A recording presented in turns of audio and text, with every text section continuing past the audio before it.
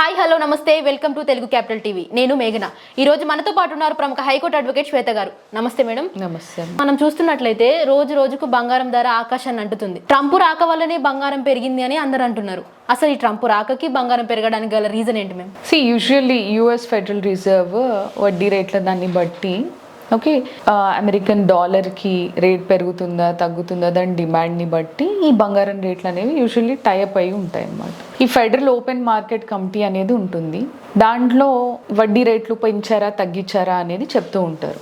అసలు actually Trump ప్రీవియస్గా గవర్నమెంట్లో ఉన్నప్పుడు 0% ఉండేది వడ్డీ రేట్లు. ఇప్పుడు 4.25 నుంచి 4.50% మధ్యలో ఉన్నాయి. అయితే వడ్డీ రేట్లు తగ్గించారనుకోండి, డాలర్కి ఈక్విటీ బాండ్స్కి ఈల్డ్స్కి ఏవైతే ఉన్నాయో వాటికి డిమాండ్ తగ్గి బంగారం రేట్ పెరుగుతుంది. అదే ఈ వడ్డీ రేట్లు పెంచారనుకోండి, అప్పుడు బంగారం రేట్ పతనం అవుతుంది, డాలర్ రేట్ పెరుగుతుంది. ఇదంతా వైస్ వర్సా కనెక్షన్ ఉంటుంది.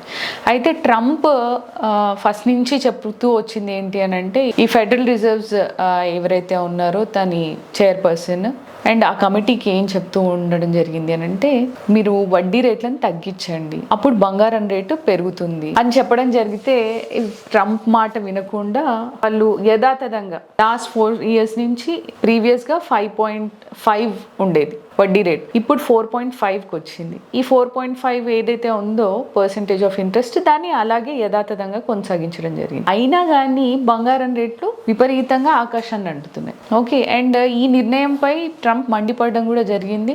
ఈ ఫెడరల్ రిజర్వ్స్ ఎవరైతే ఉన్నారో ఆ చైర్పర్సన్ వీళ్ళు అంతా అవకతవకలకి పాల్పడుతున్నారు, ద్రవ్యోల్బణాన్ని ఏదైతే ఉందో దాన్ని కంట్రోల్లో ఉంచడం లేదు అని.